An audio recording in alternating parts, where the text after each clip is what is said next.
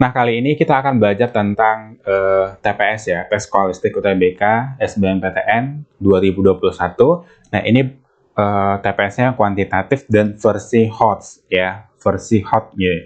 Jadi, kalian bisa belajar, semoga soal-soal yang saya paparkan ini semoga berguna di kemudian hari, di hari hanya nanti untuk kalian gitu. Karena ini soalnya sering-sering keluar ya, soal model seperti ini sering keluar dan dia model-modelnya dibuat berbunga-bunga gitu, jadi diperbarui jadi kelihatan seperti yang baru, tapi sebenarnya topiknya itu sama. Oke, nah kita langsung aja pembahasan di soal nomor 1.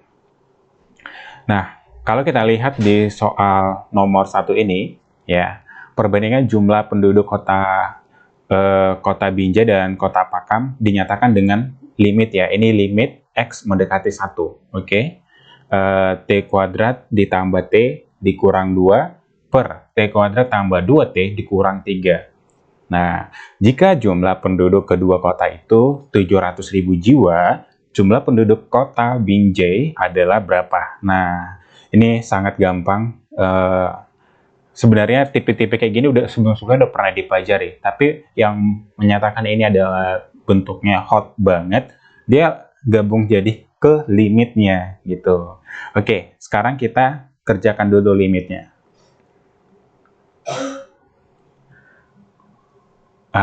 Lihat ya, ini limitnya. Jadi kan untuk menyelesaikan limit, kalian bisa pertama itu kalian faktorkan atau kalian turunkan gitu. Jadi terserah kalian. Sebenarnya nanti pada hasilnya, pada ujung-ujungnya itu sama kok hasilnya, ya. Oke, nah ini kalian bisa faktorkan atau kalian turunkan ya. Berarti itu limit X mendekati 1, ya. Kalian bisa faktorkan atau kalian turunkan aja ya, tapi biar saya sih lebih suka turunkan aja. Turunkan ini berarti 2T ya, 2T, dan yang ini turunkan jadi 1 ya. Oke, dibagi dengan dari mana turunannya tuh gitu, 2 kali di sini kan 1, 2 kali 1 berarti 2. Nah ini T, jadi pangkatnya dikurang 1. Oke, 2 kan ini pangkatnya 2 dikurang 1 berarti 1, jadi 1 nggak usah ditulis pangkatnya. Oke, nah yang di bawah berarti 2T ditambah dengan 2 ya, 2T ditambah dengan 2. Oke, sekarang X-nya itu mendekati 1, masukkan aja X-nya 1. Berarti 2 dikali dengan 1 ditambah dengan 1. 2 dikali dengan 1, T-nya itu ganti 1. Sorry, yang ini T ya, ini T bukan X. Oke, ini T. Oke, ditambah dengan 2. Oke, nah 2 kali 1 berarti 2 tambah 1, 3 ya. Berarti 3, yang di bawah adalah 4. Nah, berarti perbandingan antara penduduk Binjai dan Pakam itu 3:4 ya. Berarti Binjai banding Pakam sama dengan 3:4.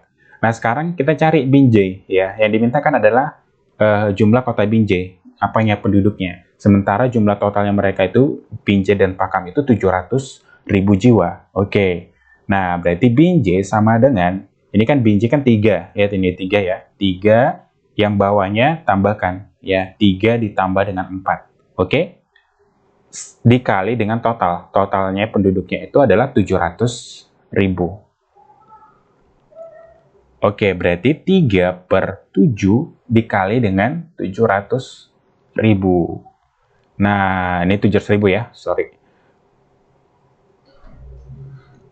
Oke, 700.000.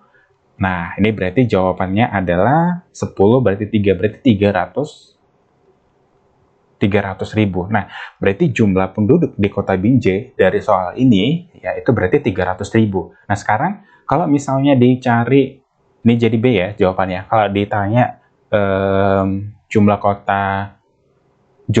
penduduk kota Pakam, berarti 400.000 dong, karena totalnya kan 700.000. Atau kita cari aja dari yang ini Pakam, ya berarti B, ini kan 4 ya, berarti 4, yang bawah tambahkan 3 ditambah 4, berarti 7 dikali dengan 700.000. Oke, nah ini coret jadi 1, berarti 400.000 ya. berarti 3 kali 100.000 berarti 400.000. Oke, sangat gampang sekali ya. Nah, kita langsung lanjut ke soal nomor 2. Nah, ini dia soal nomor 2. Ini ada akar dalam gitu ya, dikali dengan P pangkat 15/16 ya, 15/16. Nah, yang ini nilainya ini dikali ini maksudnya ya, nilainya ini. Dan ini semuanya di pangkat setengah ini ya. Oke. Caranya gampang aja ya. Berarti ini kan P pangkat 10 ya, P pangkat 10 karena akar ya. Di sini nggak ada angka ya, di sini nggak ada angka. Berarti kalau nggak ada angka sini, dia itu 2 ya, karena akar itu pangkat setengah, berarti sini 2. Oke, di sini 2. Berarti 2 dikali dengan 5 ya, 2 dikali dengan 5 berarti 10. 10 dikali 8 berarti 80. Dipangkatin lagi ini, pangkatnya setengah ya. Nah, dikali dengan P pangkat 15/16. Oke, ini coret aja nolnya ini kan 10/80, jadi 1/8. Nah, kalau pangkat dipangkatin berarti kali, ya. Jadi perkalian ya, berarti 1/8 kali 1/2, berarti 1/16, ya. 1/16 dikali dengan P 15/16. Nah, udah sama penyebutnya ya. Ini udah sama penyebutnya 16. Ini juga 16. Ya udah, berarti P 1/16 pangkatnya dijumlahkan kan kalau perkalian. Berarti 15/16. Berarti sama dengan P 16/16. Berarti sama dengan 16/16 1 ya. Berarti jawabannya adalah P. Jadi jawabannya adalah yang opsi B ya. Oke, kita langsung lanjut ke soal nomor 3. Oke, ini dia soal nomor 3. Di akar, ya. Ini soalnya masih baru banget, ya. Masih baru-baru. Jadi ini benar-benar soal-soal yang hot, ya. Yang hot banget. Jadi beruntung banget buat kalian yang udah tahu tipe kalau ketemu soal-soal seperti ini. Oke, ini akar dari 2019. Akar dari 2019 pangkat 2019 dibagi dengan ini. Lihat ya, sama semua. Ini 2019 akar-akar ya. Oke, semua dalam akar kan. Nah, supaya gampang ya, supaya gampang kalian buat aja. Misalkan kalian misalin A lah, kita bilang A itu sama dengan akar dari 219. Supaya gampang aja. Oke. Nah, sekarang udah kita bisa ganti, berarti A pangkat 2019 dibagi dengan A pangkat 2019 dikurang dengan A pangkat 2017. Oke, nah sekarang gimana supaya bisa saling membagi nih? Kita faktorkan aja. Ini karena pangkat 2017, ini 2019, berarti kita ubah aja pangkat 2017, ini yang terkecil. Berarti A pangkat 2017 dikali dengan A pangkat 2, karena kan dijumlahkan jadi pangkat 2019 kan? Berarti dibagi dengan A pangkat 2017 dikali dengan A pangkat 2, oke, dikurang dengan A pangkat 2017. Nah, sekarang kita keluarin nih A pangkat 2017-nya, ya. Berarti A pangkat 2017 buka kurung A pangkat 2. Oke. A pangkat 2017 yang bawah buka kurung ya. Berarti yang ini tersisa jadi A pangkat 2. Ini tersisa berapa? 1 dong. Karena kan kalau kita kalikan ke dalam hasilnya ini ya. Oke. Nah, ini coret aja, ini coret. Jadi tersisa A pangkat 2 per A pangkat 2 dikurang 1. Nah, tadi kita misalin kan A itu 2000, akar dari 2019. Nah, sekarang kita masukin aja. Kita ganti lagi dia jadi akar dari 2019 dikuadratin. Ya, ini kan dikuadratin. Oke. Akar dari 2019 dikuadratin dikurang dengan 1.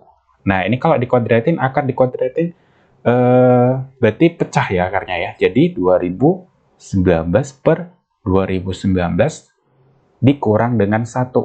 Nah, berarti 2019 per 2018. Jadi jawabannya adalah 2019 per 2018. Jadi jawabannya adalah opsi D. Oke, nah kalau kalian ketemu soal topik seperti ini kan, kalian agak bingung nih, susah banget soal yang kayak gini gitu. Tapi kalau kalian udah tahu triknya, ini kelihatan mudah jadi bagi kalian ya.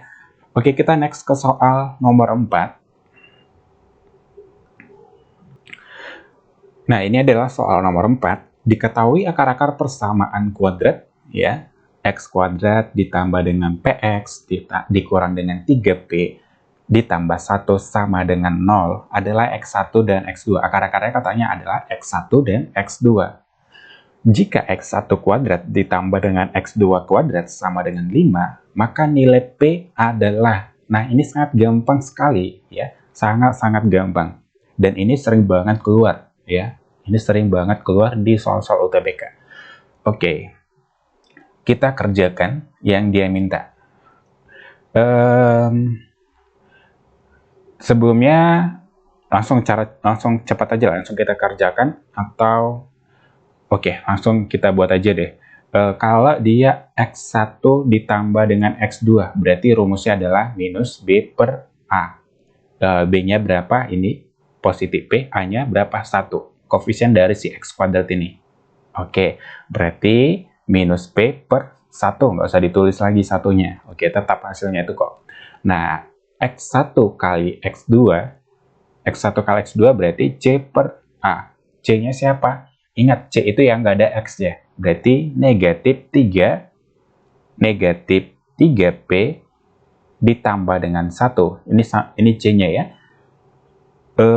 Sekarang a-nya 1, nggak usah tulis lagi. Udah, berarti ini hasilnya. Nah, sekarang yang ini x1 kuadrat ditambah dengan x2 kuadrat. Nah, rumusnya ini apa? x1 ditambah dengan x2 dikuadratin, ya, dikurang dengan 2 kali x1 kali x2. Oke, nah nilainya ini adalah 5. Berarti 5 sama dengan x1 tambah x2, berapa tadi nilainya? Berarti negatif p dikuadratin dikurang dengan 2 dikali x1 kali x2. Berarti ini ya, negatif 3p ditambah dengan 1. Oke, nah berarti 5 negatif p dikuadratin positif p kuadrat. Negatif 2 dikali dengan negatif 3p positif 6p. Negatif 2 dikali positif 1 negatif 2. Oke, nah berarti p kuadrat ditambah dengan 6p, 5-nya pindahin sana jadi kurang ya, berarti negatif 2 dikurang dengan 5 berarti dengan nilai negatif 7, berarti sama dengan 0. Oke, faktorkan p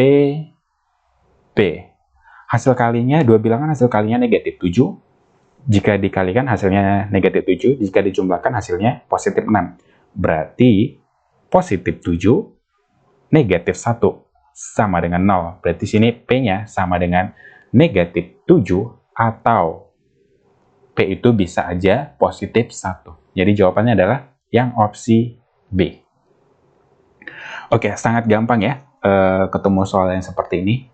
Kita next ke soal berikutnya.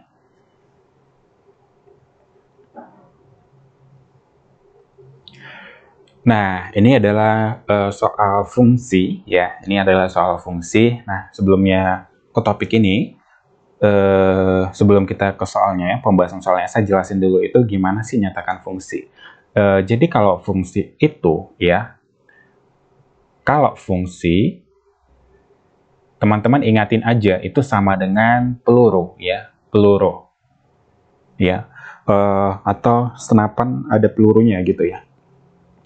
Nah, dia menyatakan berfungsi misalnya gini. Ini misalnya A, ini B, ini C, terus ini 1, 2, 3. Nah, kalau dia gimana ya?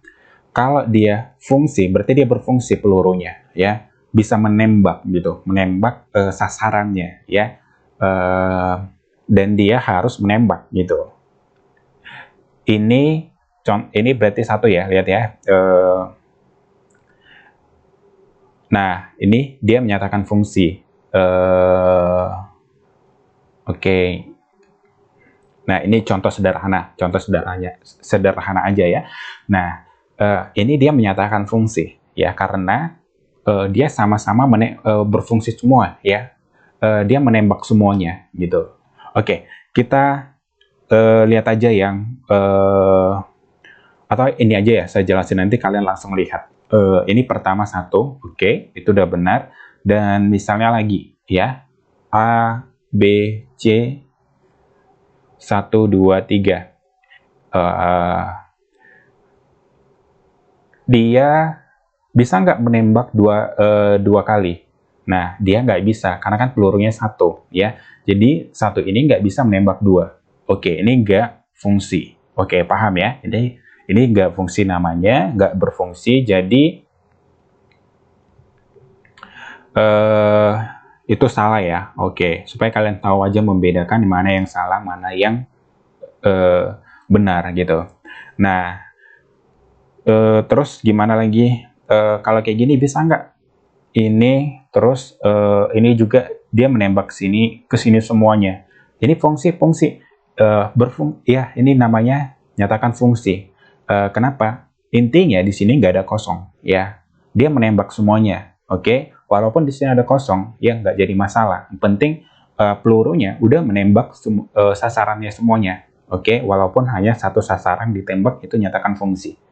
Oke, tapi kalau ada di sini kosong, itu nggak nyatakan fungsi. Terus kalau misalnya 1 terus menembak 2, nggak dong. Misalnya kalian ada peluru nih, ada orang di sini mau menembak misalnya burung lah ya, entah apalah di sini. Dia mau nembak nih, terus ada 2 di sini. Ada 2 misalnya, entah buruan dia mau nembak. Kan nggak bisa, dia harus pilih salah satu, menembak ini atau menembak ini. Kan nggak bisa, pelurunya udah ke sini, terus belok lagi ke sini pelurunya, nggak mungkin kan gitu. Itu mustahil gitu. Nah, itu bukan fungsi, ngerti ya? Nanti saya jelasin topik ini lebih mendalam lagi. Oke? Nah, kita lihat aja dari opsinya. Ini A1, B2, B negatif 1, C 0. Nah, ini nggak fungsi. Kenapa? Karena ini 1 peluru nembak 2 nih. Ya, 1 peluru dia sasarannya jadi 2. Yang ini salah. Oke, sekarang yang ini C negatif 1, C2, B1, A0. Oke, nah ini sama. Lihat ini, ada 1 peluru nembak 2 gitu, salah ya. Nah, kita lihat yang selanjutnya, yang C. Ini A1 negatif 1, B negatif 1, C negatif 1, D negatif 1. Nah, seperti yang kayak gini ya modelnya ya. Ini benar ya. Berarti yang benar adalah yang opsi ini. Oke. Nah, ini kan dari A ke B ya. Dari A ke B, bukan dari B ke A gitu. Karena kan anggota B yang ini, anggota A yang ini. Oke, ini salah. Dan susunannya juga pasti itu salah sih. Dan yang lihat ini A negatif 1. Oke, B negatif 0. A negatif 2, nah ini 2 kali si A-nya nembak, salah. Oke, berarti salah ya. Nah, semoga kalian paham ya di materi yang seperti ini. Nanti saya jelasin lagi ini yang lebih mendalam lagi ya. Oke, kita lihat ke soal nomor 6. Nah, ini dia soal nomor 6 ya. Perhatikan gambar di bawah ini. Nah, yang ditanya adalah panjang AD-nya itu berapa ya. AD itu yang ini. Ini sangat gampang sih, ya sangat-sangat gampang. Kalau saya sih ngerjain soal kayak gini, itu saya belah aja. Ini kan 2 bangunan gitu ya, ini bangunan. Tapi kalau saya ngerjakan soal kayak gini, langsung saya belah aja. Ya langsung saya belah biar lebih gampang. Yang besar itu kan segitiga yang besar sama segitiga yang kecil. Segitiga yang besar kita ambil semuanya, berarti B, C, A. Segitiga yang kecil berarti yang D, E, A ya. D, E, A. Oke, nah dari B ke C 12. Oke, dan yang ini di 9 ya. Yang ini 9. Terus B ke D yang ada ya. B ke D itu berarti kalau ini kita misalin X ya, berarti dari B ke A itu berarti 5 tambah X. Ya, 5 ditambah dengan X.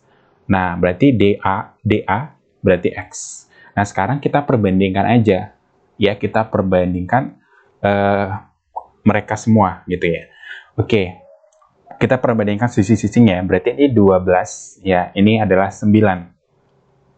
Jadi teman-teman lihat ini ya. Ini 15 atau 12 ya. Ini 12. Oke.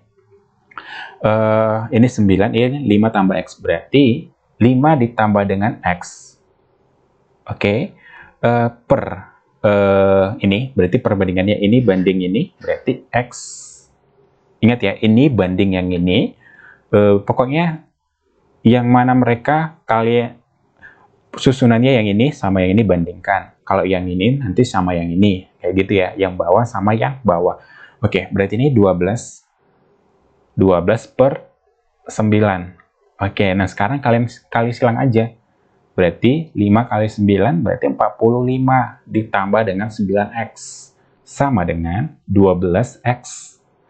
Oke, berarti 45 sama dengan 12X dikurang dengan 9X. Berarti sama dengan 3X. X sama dengan 45 dibagi dengan 3 sama dengan 15. Nah, berarti nilainya ini 15. Yang diminta adalah panjang si AD. AD-nya berarti 15 dong. Oke, nah kalau diminta adalah panjang BA, berarti panjang BA 15 tambah 5, 20. Oke, ngerti ya sampai di sini ya. Nah, kita next ke soal terakhir. Nah, udah nggak terasa ya, ini udah soal terakhir ya. Oke, kita next ke soal terakhirnya. Nah, ini dia soal terakhir. Panjang AD sama dengan 32 cm, maka panjang CDE. AD itu berarti dari sini ke sini, ya 32. Oke. Nah, kalau ini kita misalin X, berarti ini 32 dikurang dengan X, karena panjangnya semuanya harus 32. Oke. Sekarang kita udah bandingkan aja antara mereka. Berarti 15 banding dengan 9, berarti 15 banding 9 sama dengan ini 15 kan punyanya si ini ya, yang besar. Berarti yang ini sekarang 32 dikurang dengan X banding yang bawah. Yang bawah itu sekecil yang ini. Berarti X. Nah, sekarang kali silang aja. Berarti 15 kali X sama dengan 15X. 9 kali 32. Nah, 9 kali 32 itu berapa? 288 ya. 288 dikurang dengan 9 kali X, berarti 9X. Oke, pindahkan 9X-nya ke kiri, karena supaya satu jenis ya. Berarti 15 tambah 9X. 24 ya, berarti 24X sama dengan 288. Nah, berarti X sama dengan 288 bagi dengan 24. Nah, 288 dibagi dengan 24 itu berapa? 12 cm. Nah, dapat dong ini panjangnya 12 cm dari A ke E. Nah, berarti dari E ke D itu berarti tinggal kurangkan aja 32 dikurang dengan 12. Berarti sama dengan 20 cm. Jadi jawabannya ini adalah 20 cm. Panjangnya ini ke sini. Nah, ada nggak jawabannya? Ada ya, yang opsi A. Karena kan yang diminta adalah DE. Oke ya, mungkin cukup sekian untuk pembelajaran kali ini. Semoga apa yang saya paparkan ke kalian itu semoga ngerti ya. Semoga kalian paham apa yang saya ajarkan ke kalian. Ya, semoga kalian tetap semangat belajar agar kalian bisa di hari-harinya nanti bisa ngerjakan soal-soal UTBK dengan mudah ya. Jadi semangat dari kalian dari sekarang, persiapkan diri dari sekarang agar kalian punya kesempatan nih untuk lulus di PTN dan jurusan yang kalian inginkan pada nantinya.